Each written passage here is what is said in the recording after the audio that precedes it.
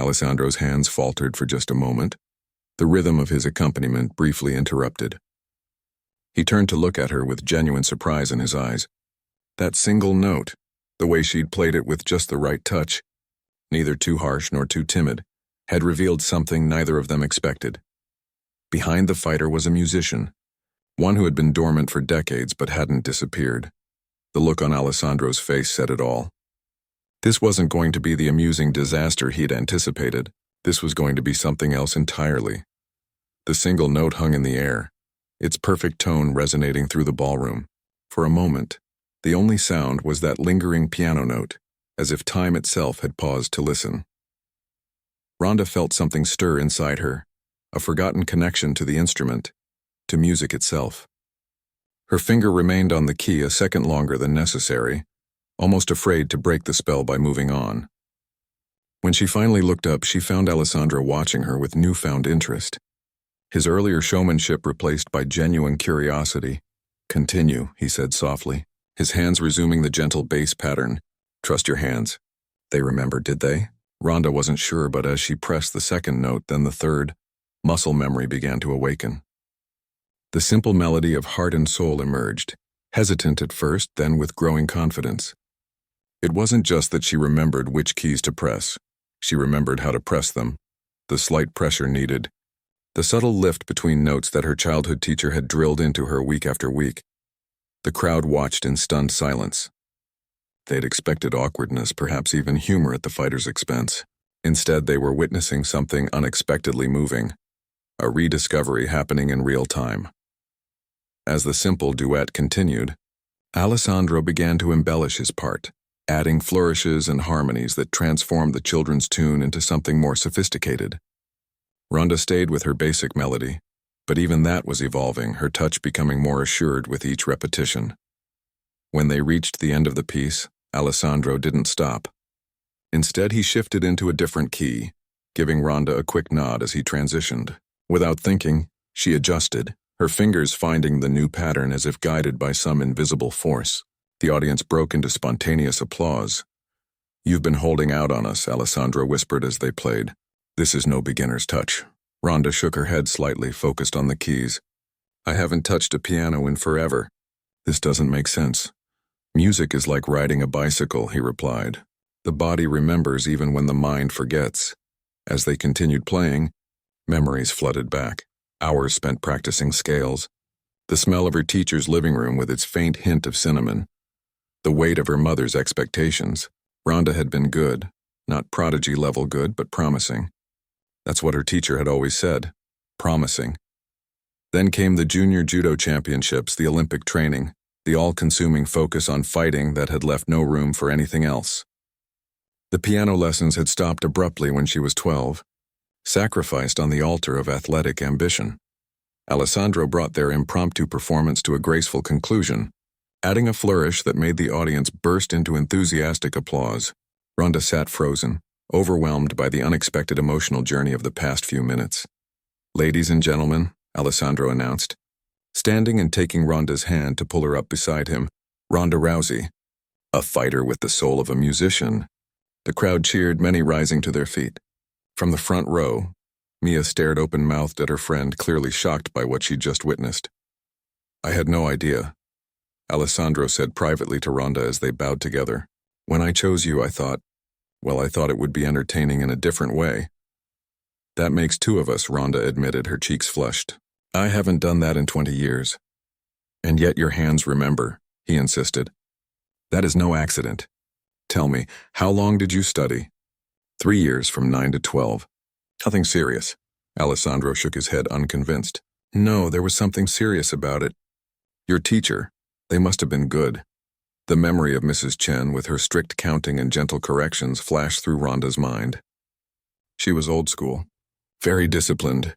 "Ah, like you," Alessandro said with insight. "The discipline of fighting and the discipline of music, they are not so different." Before Ronda could respond, the event organizer rushed onto the stage, clapping enthusiastically. "Wasn't that wonderful, everyone? Such a delightful surprise. Maestro Bertini, you've outdone yourself this evening. And Ms. Rousey, who knew you had hidden talents?" Ronda managed a smile, though she felt oddly vulnerable. In the ring, even when she lost, she was in her element, displaying skills she had purposefully cultivated. This was different. More personal somehow, like accidentally revealing a secret diary. Perhaps one more piece, the organizer suggested hopefully. Oh no, Ronda said quickly. That was enough for one night. Indeed, we should not push our luck. Alessandro agreed with a gracious nod. But perhaps, he turned to Ronda. Would you allow me to play something for you? As a thank you for being such a good sport. Put that way, she could hardly refuse. Ronda nodded and stepped away from the bench, relieved to be out of the spotlight. Alessandro sat back down, closed his eyes for a moment, then began to play.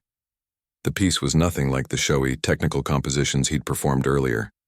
This was simpler, gentler, yet somehow more affecting. A melody that seemed to tell a story without words. Ronda stood at the edge of the stage, transfixed. She recognized the piece from somewhere deep in her memory but couldn't place it. As Alessandro played, the chattering crowd grew quiet again, pulled in by the music's emotional gravity. Ronda noticed an older woman in the front row wiping away tears. Even Mia, who had been frantically texting, probably telling everyone about what had just happened, put her phone down to listen. When the final notes faded, there was a moment of complete silence before the applause began, softer than before, more thoughtful. Alessandro stood and bowed deeply. Debussy, he said to Ronda as the applause continued. Clair de Lune, did you recognize it? Almost, she admitted. It felt familiar. It's often one of the pieces young pianists aspire to play, he explained. Something to work toward. The organizer returned to thank Alessandro and wrap up the performance portion of the evening. Ronda took the opportunity to slip off the stage, eager to escape the curious stares and inevitable questions. She made her way through the crowd, accepting congratulations with brief nods until she reached Mia. What the actual hell was that? Mia demanded, handing back Ronda's clutch. Since when do you play piano? I don't, Ronda insisted. I mean, I did as a kid. It's not a big deal. Not a big deal? Ronda, you just held your own with Alessandro Bertini. Do you have any idea how many people would kill for that chance? It was just a simple duet. Anyone could play that part. Mia shook her head in disbelief. No, not anyone. And definitely not anyone who hasn't touched a piano in 2 decades. She studied her friend's face. You're freaked out, aren't you? Ronda sighed. I don't like surprises, especially not in front of hundreds of people. Well, you covered it beautifully, and now you're the talk of the party. Mia gestured around them where people were indeed watching and whispering. Your agent will be thrilled. This is gold for your image. Tough fighter with a sensitive artistic side. He couldn't have planned it better. The thought made Ronda uncomfortable. She'd spent years building her public persona. The fierce competitor, the unapologetic athlete. Now this random moment threatened to complicate that carefully crafted image. I need some air, she said abruptly. I'll be back. Before Mia could protest, Ronda was moving through the crowd toward a side door she'd noticed earlier. It led to a small garden terrace, mercifully empty. The cool night air was a relief after the stuffy ballroom, and she took a deep breath. Trying to process what had just happened. You escaped too. I see. Ronda turned to find Alessandro stepping out onto the terrace, 2 glasses of water in hand. He offered her one, which she accepted gratefully. Sorry to disturb your solitude, he continued, but I wanted to apologize. I put you on the spot in there, and that wasn't fair. It's fine, Ronda said automatically. No, it isn't. I chose you because I thought... He hesitated. Well, to be honest, I thought it would make good entertainment. The fighter at the piano, the contrast would be amusing. Yeah, I figured that out, Ronda said dryly. Alessandro had the grace to look embarrassed. It was presumptuous. But then you played that first note, and I knew immediately I had misjudged you. He leaned against the stone balustrade, looking out at the garden. You have a natural touch. Many technically proficient pianists never develop that. You're being nice. It was just muscle memory. No, he said firmly. It was more than that. Muscle memory might recall which keys to press, but not how to press them. That comes from somewhere deeper. He turned to face her directly. Tell me something honestly. When you were playing just now, how did it feel? The question caught her off guard. Ronda stared into her water glass, searching for the right words. It felt like remembering something I didn't know I'd forgotten. She shook her head. That doesn't make sense. It makes perfect sense, Alessandro insisted. Music stays with us even when we abandon it, especially when we learn young as you did. A server appeared at the doorway. "Excuse me, Maestro Bertini. They're asking for you inside. The auction is about to begin." Alessandro nodded. "I'll be right there." He turned back to Ronda. "I should go, but I want to say one more thing." What happened in there wasn't just luck or muscle memory. There's still music in you, Ronda Rousey. Perhaps more than you realize. With that, he finished his water, set down the glass, and headed back inside, leaving Ronda alone with thoughts she hadn't entertained in decades. She looked down at her hands. Hands that had thrown opponents, broken boards, and signed autographs. Hands that, apparently, still remembered how to play piano. The idea was both unsettling and oddly compelling. What else might be hiding inside her? Forgotten but not gone. Ronda remained on the terrace for several more minutes, watching the stars and trying to make sense of her unexpected emotional reaction. It was just a piano, just a silly duet. So why did it feel like something significant had happened? When she finally returned to the ballroom, the charity auction was in full swing. Alessandro stood on stage beside a giant television, encouraging the wealthy crowd to bid higher on a private concert in their home. The starting bid was already at $50,000. "There you are," Mia said, appearing at Ronda's side with a fresh drink. "I was about to send a search party." "You okay?" "I'm fine," Ronda said, accepting the water. "Just needed a minute." "Well, you missed the start of the auction. Some tech billionaire just paid 60 grand for a painting that looks like something a toddler could make." But Ronda was only half listening, her attention drawn back to the piano, sitting silent at the edge of the stage. From this distance it looked ordinary, just wood and wire and ivory. "Hard to believe it could evoke such unexpected feelings. And your phone's been blowing up," Mia was saying. "Someone already posted a video of you playing. It's everywhere." That snapped Ronda back to reality. "What, already?" Mia nodded, pulling out her own phone to show her. Sure enough, there it was on Instagram. Ronda Rousey at the piano with Alessandro Bertini, looking surprisingly comfortable as her fingers moved across the keys. The post already had thousands of likes and comments. "Great," Ronda muttered. "Just what I need." "Are you kidding? This is fantastic PR. Fighter has hidden musical talent is way better press than your usual fighter threatens to break someone's arm." That was one time. Ronda protested, but she couldn't help smiling. Mia had a point. Her public image could use some softening. Still, there was something weirdly intimate about having this private part of herself suddenly thrust into the spotlight. The auction continued for another hour. Ronda bid on and won a signed basketball from her favorite team, more out of obligation to contribute than actual desire for the item. By the time the event officially ended, it was nearly midnight and she was more than ready to leave.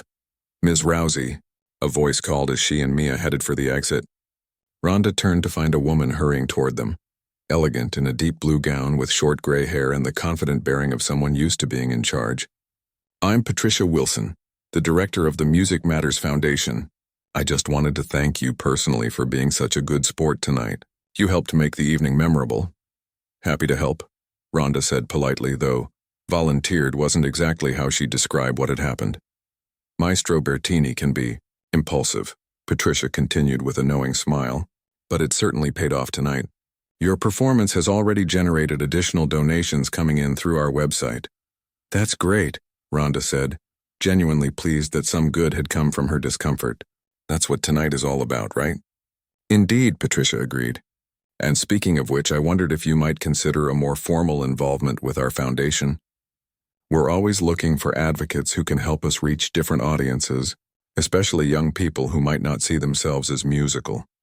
"Oh, I don't think—" "You don't have to answer now," Patricia said quickly, pressing a business card into Ronda's hand. "Just think about it. What you demonstrated tonight, that music can be part of anyone's life, regardless of their primary path. That's exactly the message we try to share." Before Ronda could form a response, Patricia was called away by another board member. Mia raised an eyebrow at Ronda. "Look at you getting recruited for music charities now. Your brand is evolving before my eyes." "Very funny," Ronda said, tucking the card into her clutch. "Let's get out of here before someone asks me to join the symphony." They made their way through the dwindling crowd toward the exit. Just as they reached the doors, Ronda heard her name again. This time it was Alessandro, weaving through guests to catch up with them. Leaving so soon? He asked, slightly out of breath. It's midnight, Rhonda pointed out. The event's basically over. Ah, but the night is young, Alessandro said with a dramatic flourish. A group of us are heading to the Blue Room for drinks. They have a piano there too, you know. Thanks, but I've had enough piano for one night, Rhonda said firmly. Alessandro studied her face, then nodded. Of course. But before you go... He reached into his jacket pocket and pulled out a small leather-bound book. This is for you, a token of my appreciation for being my unexpected partner tonight. Rhonda took the book curiously. It was old, the leather soft and worn with age. Opening it, she found handwritten sheet music, the notes carefully inscribed in faded ink. These are some simpler pieces by the great composers, Alessandro explained. Bach, Mozart, Chopin, but arranged for beginners and intermediate players. My first teacher gave this to me when I was 7. I've carried it with me ever since. I can't take this, Rhonda said, trying to hand it back. It's obviously important to you. Alessandro gently pushed her hand away. That's precisely why I want you to have it. Music should be passed on like a torch from one generation to the next. His eyes crinkled with amusement. Besides, I've memorized every note, and you clearly have an affinity that shouldn't go to waste. Before she could protest further, he leaned in and kissed her cheeks, European style. My contact information is inside the cover. If you ever decide to explore this unexpected talent further, call me. I would be honored to play with you again. With that, he was gone, swallowed by the crowd before Rhonda could respond. Well, Mia said, clearly impressed. That was something. Alessandro Bertini just gave you his personal book and his phone number. It's not like that, Rhonda said, still staring at the book in her hands. He's just being nice. Sure, and I bet he gives his personal music collection and private number to all the random people he pulls on stage, Mia teased. Come on, let's go. Your carriage awaits, Cinderella. Outside, the valet brought Mia's car around. As they drove away from the hotel, Rhonda found herself opening the book again, running her fingers over the aged pages. The notes looked like little birds perched on lines waiting to take flight. She remembered how her childhood teacher had described them. Each note is a voice, Rhonda. Your job is to let them speak. So, Mia said as they hit the main road. Are you going to call him? Who, Alessandro? No, that would be weird. Why? Because he's famous? Newsflash, so are you. Because I'm not a pianist, Rhonda insisted. Tonight was just a fluke. Didn't look like a fluke to me, Mia countered. And definitely not to him. The way he was looking at you when you played that first note, like he'd discovered a unicorn or something. Rhonda stared out the window at the passing city lights, uncomfortable with the conversation. He was just surprised I didn't completely embarrass myself. Lower expectations lead to pleasant surprises. That's not it, and you know it, Mia persisted. There was something special happening up there.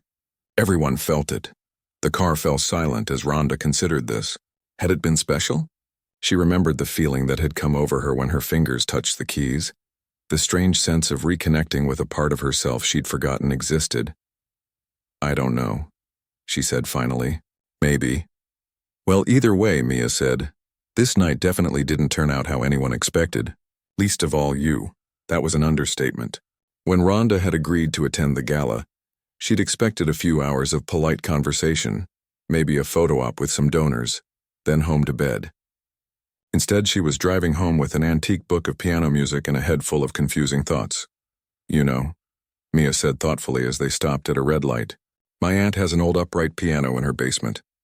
She never plays it. I bet she'd let you have it if you wanted to. You know, explore this further. I'm not taking your aunt's piano, Rhonda said, though the offer stirred something inside her, a small spark of curiosity or maybe longing. What would it be like to play again properly this time? Not just a simple duet under pressure, but actually learning, practicing, developing. Just saying the offer's there? Mia shrugged. No pressure. The rest of the drive passed in comfortable silence. When they pulled up to Rhonda's house, Mia put the car in park but kept the engine running. Want me to come in? She offered. We could crack open some wine, look through that fancy book. Rhonda shook her head. Thanks, but I'm beat. Rain check? Sure thing. Call me tomorrow. I want a full debrief once you've had time to process. Whatever that was tonight. Rhonda promised she would, then headed up the walkway to her front door. Inside, her home was quiet and dark. exactly as she'd left it. She kicked off her heels with a sigh of relief and padded barefoot to the kitchen for a glass of water. As she drank, her eyes fell on the book she'd set on the counter. Almost against her will, she found herself opening it again, flipping through the pages more carefully this time. Some pieces had notes written in the margins, little reminders about tempo or expression, insights from a teacher or perhaps Alessandro himself. One piece in particular caught her eye: Beethoven's Moonlight Sonata, first movement. Unlike most of the others, this one wasn't simplified much. A note in the margin read, "Feel the emotion, not just the notes. This is a lament, a confession, a prayer."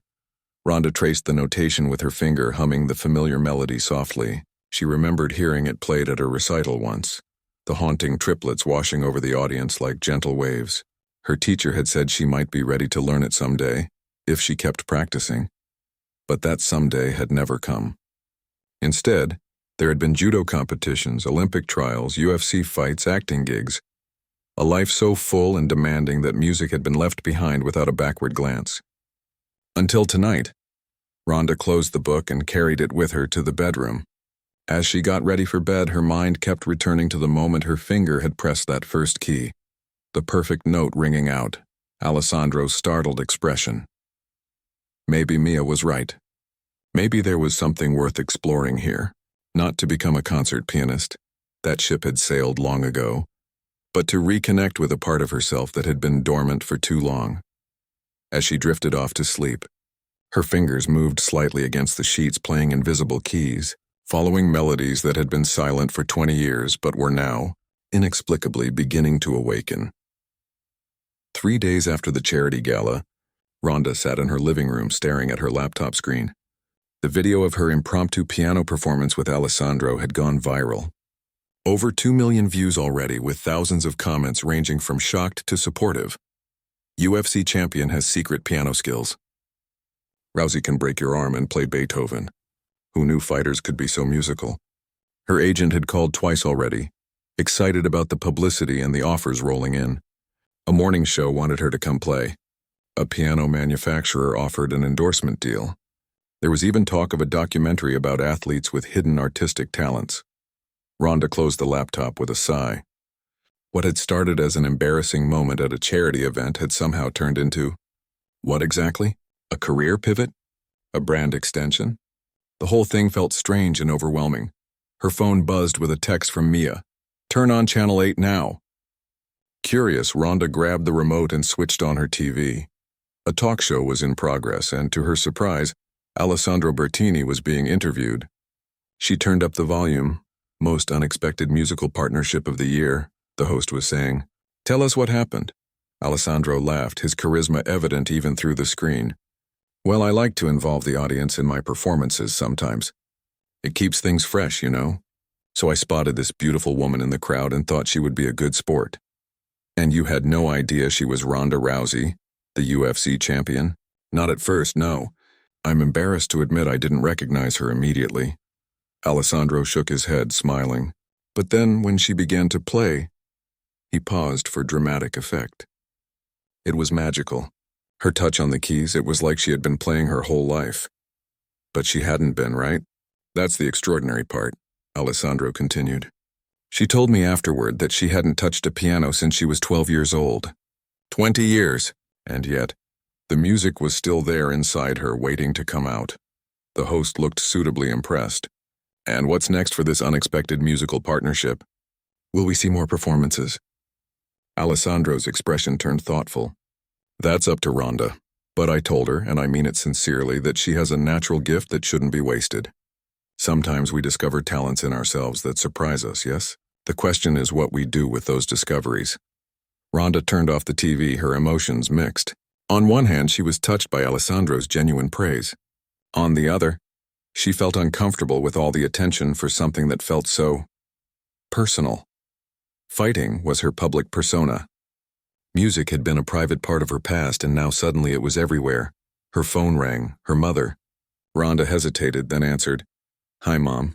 I just saw the video," her mother said without preamble. "The one of you playing piano with that famous pianist." "Yeah, it's kind of everywhere," Ronda said, bracing herself. Her mother had been the one to initially sign her up for piano lessons, and also the one who'd agreed to let her quit when judo became more serious. They'd never really discussed it. "You played beautifully," her mother said softly. The simple praise caught Rhonda off guard. "I just played a few notes, Mom. It wasn't a big deal." "It was to me." There was a pause. "I always wondered if you missed it. The piano, I mean." Rhonda sank deeper into her couch. "I didn't have time to miss it. There was always training, competitions, more training." "I know, and you've accomplished so much." Another pause. "I still have some of your old sheet music, you know. I kept it in a box in the attic. I could send it to you if you wanted." The offer hung in the air between them. Did she want it? Rhonda wasn't sure. Her life was complicated enough without adding piano practice to the mix. "And yet, maybe," she said finally. "Let me think about it." They chatted for a few more minutes about family matters before hanging up. Rhonda sat in silence afterward, turning her phone over in her hands. She had training in an hour, a photo shoot tomorrow, meetings with sponsors the day after. Her schedule was packed as always, but something kept nagging at her. The feeling she'd had at the piano that night, the connection to the music, the surprised look on Alessandro's face, the way the room had hushed when they realized she could actually play. It had felt real, authentic in a way that much of her public life didn't always feel. Almost without thinking, Rhonda found herself pulling out the leather-bound book Alessandro had given her. She opened it to the Moonlight Sonata again, studying the notes as if they might reveal some hidden message. The margins were filled with small, neat handwriting. "Let the triplets flow like water. Feel the weight of each chord. The silence between notes is as important as the notes themselves." On impulse, Rhonda picked up her phone and scrolled to a new number she'd entered but not yet called, the one Alessandro had left in the book. Before she could overthink it, she pressed dial. He answered on the third ring. "Pronto?" "Hi, it's Ronda Rousey from the other night." "Rhonda!" His voice immediately warmed. "I was hoping you might call. Did you see my interview this morning?" "I did, actually. That's kind of why I'm calling." She took a deep breath.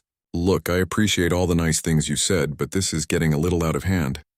I'm not a pianist. I'm a fighter who took some lessons as a kid.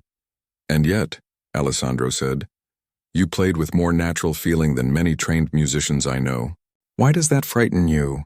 The question was so direct that Rhonda felt momentarily speechless. Did it frighten her? And if so, why? "I'm not frightened," she said finally. "I just don't want people getting the wrong idea. I don't want to be some novelty act, the fighter who plays piano." "I understand," Alessandro said. "Fame creates a cage sometimes, yes? People think they know who you are and what you can be." "Exactly," Rhonda said, relieved that he seemed to get it. "But consider this," he continued. "Maybe it is not the world putting you in a cage now. Maybe it is you." The words stung because there was truth in them. Rhonda had spent so long cultivating her fighter image that the idea of being seen differently, as someone with sensitivity, artistic ability, felt almost like a betrayal of her own brand. "I don't know what you want from me," she said. "Nothing you don't want to give," Alessandro assured her. "But I meant what I said that night. You have a gift, perhaps not one that will make you a concert pianist, that takes years of dedicated study as your fighting career did, but one that could bring you joy if you allowed it." Rhonda found herself looking out her living room window at the bright California day outside. Joy. When was the last time she'd done something purely for that reason? Not for training, not for career advancement, not for her image or brand, just for the simple pleasure of it. "I don't even have a piano," she said, realizing how feeble the excuse sounded as soon as she said it. Alessandro chuckled. "That at least is easily solved. There are many fine piano stores in Los Angeles." "I suppose there are," Rhonda admitted, a small smile tugging at her lips. "I have a suggestion," Alessandro said. "No pressure, no cameras, no audience. I'm giving a master class at the Westwood Music Center tomorrow evening. Private event, just me and a few serious students. Why don't you come? Just to observe. Perhaps it will help you decide if this is something you wish to explore further." Rhonda hesitated. She had planned to go to the gym tomorrow evening to work on her conditioning, but she could move that to the morning. "Okay," she said finally. "Just to observe." "Wonderful. Alessandro sounded genuinely pleased. I'll text you the details. And Rhonda, bring the book I gave you. There's a piece in there I think you might enjoy. After they hung up, Rhonda sat for a long moment wondering what she'd just agreed to. It was just one evening, she told herself. Just curiosity. It didn't have to lead anywhere, but deep down, a part of her hoped that maybe it would. The next evening, Rhonda parked her car outside the Westwood Music Center, a modern building with large glass windows and a sign announcing Home of the Young Artists Program. She felt oddly nervous as she walked in, clutching the leather-bound book to her chest like a shield. Inside, a receptionist directed her to Studio C. As she approached, she could hear piano music, something fast and complex played with technical precision. She paused outside the door, suddenly unsure. What was she doing here? This was a world she didn't belong in, full of people who had dedicated their lives to music while she'd been learning arm bars and takedowns. Before she could talk herself into leaving, the door opened and Alessandro appeared as if he'd sensed her presence. You came, he said warmly, taking her hands in greeting. Perfect timing. We're just getting started. Before she could protest, he was leading her into the studio. It was a large room with floor-to-ceiling windows overlooking a garden courtyard. A magnificent grand piano sat in the center, surrounded by chairs arranged in a semicircle. About a dozen people sat in these chairs, mostly young adults with the serious, focused look of dedicated students. All eyes turned to them as they entered. Everyone, Alessandro announced, we have a special guest tonight. This is Ronda Rousey, whom some of you may know from her other accomplishments. Ronda saw recognition dawn on several faces, followed by confused glances between the students. What was a UFC fighter doing at a piano masterclass? Ronda is here to observe, Alessandro continued smoothly. She has recently reconnected with the piano after many years away from it. I think there's a lesson in that for all of us, that music stays with us, even when we think we've left it behind. He guided her to an empty chair near the front, then returned to the piano. Now, as I was saying, Chopin's etudes are not merely technical exercises. They are poems in musical form. Let me demonstrate with Opus 10, number 3. As Alessandro began to play, Rhonda felt herself relax. There was no pressure on her here. She could simply listen, observe, soak in the atmosphere of serious musical study.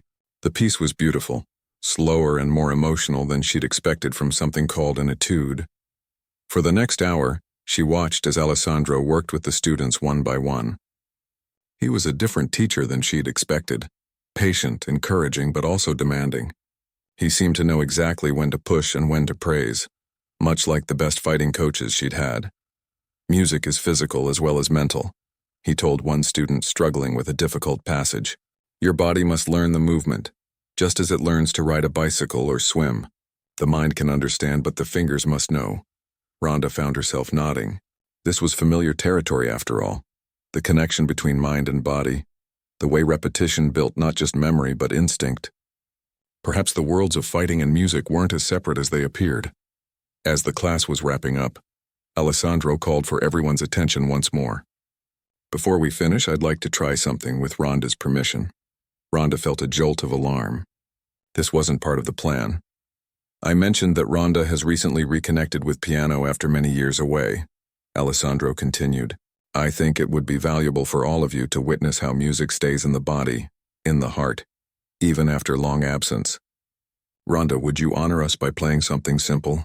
Perhaps from the book I gave you? All eyes turned to her. Rhonda's first instinct was to refuse, to remind Alessandro that she'd come only to observe. But something in his expression, a mixture of encouragement and challenge, stopped her. He wasn't trying to embarrass her. He was offering her a chance to be part of this world just for a moment. I'm really not prepared, she began. None of us is ever truly prepared, Alessandro said with a smile. That's the beauty of live music. It happens in the moment, ready or not. Rhonda looked around at the students watching her with curious eyes. These weren't celebrity hunters with phones raised to capture a viral moment. They were serious musicians who understood the vulnerability of playing for others. Slowly, she stood and opened the book to a page she'd been looking at the night before. A simple Bach minuet that she vaguely remembered from her childhood lessons. Maybe just this one, she said quietly, but I can't promise it will be any good. As Ronda approached the gleaming grand piano, her heart pounded in a way it rarely did before fights. This was different, more personal somehow. In the octagon, she was in her element, confident in years of training and experience. Here she was an outsider, about to expose a rusty skill in front of people who had dedicated their lives to perfecting it. Alessandro stood from the bench, gesturing for her to take his place. As she sat down, the polished wood cool beneath her, he leaned in and whispered, "Just play for yourself. Forget we're here." Easy for him to say, she thought. But as her fingers found their position over the keys, something shifted. The familiar sensation, the weight of the keys, the slight resistance as they moved downward, transported her back to her childhood lessons. She took a deep breath and began to play. The Bach minuet was simple compared to what the students had been playing, but it had a clear mathematical beauty to it. Ronda started cautiously, her fingers remembering the patterns note by note. She missed a few notes in the opening bars, wincing slightly each time, but kept going. Gradually, as she settled into the piece, her confidence grew. The melody began to flow more naturally, her hands finding their way across the keyboard as if guided by some long-dormant memory. She was halfway through when she realized something had changed in the room. The students, who had been watching with polite curiosity, were now leaning forward, their expressions shifting from surprise to genuine interest. One young woman was smiling softly, nodding along with the music. Ronda finished the piece with a simple chord progression, letting the final notes hang in the air for a moment before lifting her hands from the keys. There was a brief silence, then applause. Not the thunderous kind from the charity gala, but something more meaningful.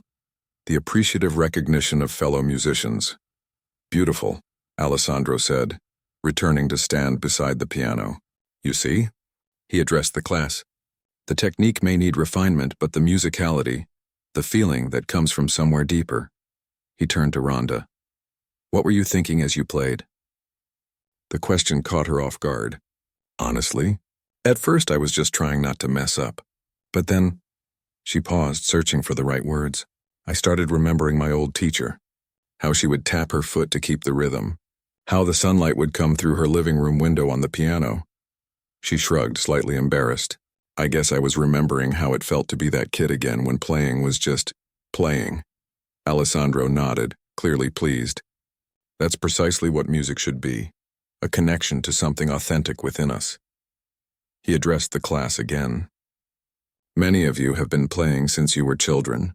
Some I know have moments of doubt, wondering if this path is worth the sacrifices. Remember what you just witnessed, how music stays with us, how it can reawaken even after decades of silence." "That is its power," the students murmured in agreement. A few looked at Ronda with new respect, seeing beyond the fighter to the person who had just shared something genuine with them. As the class ended and students began packing up their sheet music and notebooks, several approached Ronda to thank her for playing. "That was really brave," said one young man, barely out of his teens. "I've been playing for 15 years and I still get terrified performing for new people." "Your rhythm was really solid," added a woman around Ronda's age. Most people who come back after a long break struggle with that the most. Their comments surprised her, not just the kindness, but the specificity. They weren't just being polite. They had actually listened, evaluated, appreciated what she'd done on its own terms. Alessandro watched these interactions with a satisfied smile. When the last student had left, he sat down next to Ronda on the bench. "Thank you," he said simply. "For what? Making a bunch of mistakes on a beginner's piece?" "For trusting me." "For trusting yourself." He ran his fingers lightly over the keys without pressing them down. "You know, when I pulled you on stage at the gala, I expected a few laughs, maybe a nice moment of connection with the audience. I never expected to discover a fellow musician." "I'm not a musician," Ronda objected. "No?" Alessandro raised an eyebrow. "You just played Bach for a room of conservatory students, and they responded with genuine appreciation." "What would you call that?" Ronda didn't have an answer. The evening had left her feeling strangely emotional, vulnerable in a way she wasn't used to, but also exhilarated. "I don't know what I'm doing here," she admitted. "My life is fighting, training, media appearances. I don't have room for this." She gestured at the piano. "Perhaps that is precisely why you need it," Alessandro suggested gently. A space that has nothing to do with fighting or fame. Something just for you. The idea was both appealing and frightening. Ronda had structured her entire adult life around being the best fighter she could be. Every decision, what to eat, when to sleep, who to train with, was filtered through that singular goal. The thought of dedicating time and energy to something unrelated to that purpose felt almost irresponsible. And yet, the feeling she'd had while playing, both at the gala and tonight, there was something pure about it. Something that connected her to a simpler version of herself, before championships and magazine covers and Hollywood roles. "I should go," she said, standing up. "Thanks for inviting me." This was educational. Alessandro walked her to the door. "The piano will always be here," he said. "Whether you return to it next week, next year, or in another 20 years. That's the beautiful thing about music. It waits for us." On the drive home, Ronda found herself replaying the evening in her mind. The nervousness before playing, the gradual settling into the music, the unexpected warmth from the students. It had been nothing like she expected, and yet somehow exactly what she needed. Her phone buzzed with a text from her agent. "Ellen wants you on the show next week. Piano performance plus interview. Big exposure. Say yes?" Ronda frowned. This was exactly what she'd been afraid of.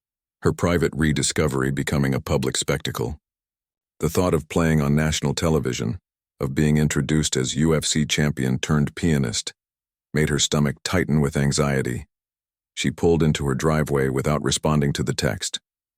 Tomorrow she would deal with it, along with the dozen other requests that had come in since the video went viral. But tonight she just wanted to sit with what had happened at the music center. The unexpected feeling of accomplishment, of connection to something she'd thought long lost. Inside her house, Ronda kicked off her shoes and headed to the kitchen for a glass of water. As she passed her living room, she stopped short. There, taking up a significant portion of the space where her coffee table had been, stood a gleaming, upright piano. For a moment, she thought she must be hallucinating from exhaustion.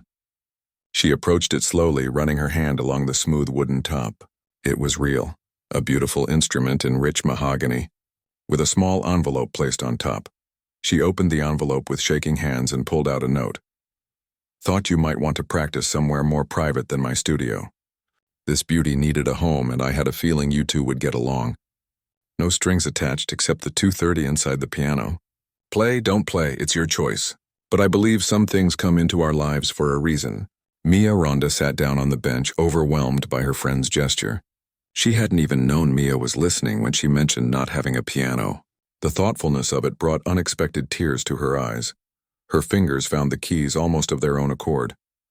No audience this time. No pressure, no expectations, just Ronda and the piano in the quiet of her home. She played the Bach minuet again, more confidently this time. Then tried a simple melody she remembered from childhood. Notes flowed through the room, filling the space with something that had been missing without her even realizing it. 6 months later, Ronda stood backstage at another charity event, this one specifically for the Music Matters Foundation. After her impromptu performance at the gala had gone viral, Patricia Wilson had reached out again, and this time Ronda had said yes to becoming involved. Not as a performer, but as an advocate for musical education, particularly for kids who, like her younger self, might not see themselves as musical types. But tonight was different. Tonight she had agreed to play. Nervous? Alessandro asked, appearing at her side in his concert attire. Terrified, Ronda admitted. "I still can't believe I let you talk me into this." "You talked yourself into it," he corrected with a smile. "I merely provided the opportunity." It was true. Over the past months, the piano Mia had given her had become a sanctuary, a place Ronda retreated to between training sessions and media appearances. Not to become a professional musician, but for something more valuable, the pure joy of creation, of connecting with a part of herself that had nothing to prove to anyone. She had started taking lessons again. 2. Not with Alessandro, though he occasionally offered guidance, but with a retired concert pianist who lived nearby and had no idea who Ronda Rousey was when they first met. Mrs. Rivera reminded Ronda of her childhood teacher, strict but kind, focused on technique but also on the emotional core of the music. 2 minutes, a stagehand called. Ronda took a deep breath, smoothing the fabric of her simple black dress. She wasn't playing anything complicated tonight, just a piece she'd been working on for months. Debussy's Clair de Lune, the same piece Alessandro had played for her after their duet at the gala. "Remember," Alessandro said, squeezing her shoulder gently, "music is not about perfection, it's about connection, and you, my friend, have earned the right to be here." As Ronda walked onto the stage to enthusiastic applause, she felt a strange sense of coming full circle. 6 months ago, she had been pulled reluctantly to a piano as part of someone else's performance. Tonight, she was here by choice to share something genuine, not as a fighter playing piano, but simply as a person who had rediscovered a forgotten piece of herself. She sat at the bench, adjusted her position, and looked out at the audience. In the front row sat Mia, her mother, and Mrs. Rivera, all watching with proud smiles. Behind them were faces she didn't know, people who had come to support music education, to be moved by something beautiful. Ronda placed her hands on the keys, took a deep breath, and began to play. The first notes of Clair de Lune floated through the hall, delicate and clear. And in that moment, as music flowed from her fingers, Ronda wasn't a fighter pretending to be a pianist. She wasn't a viral sensation or a celebrity trying something new for publicity. She was simply herself, complex, multifaceted, still discovering new dimensions of who she could be. And that, she realized, was the most authentic victory of all.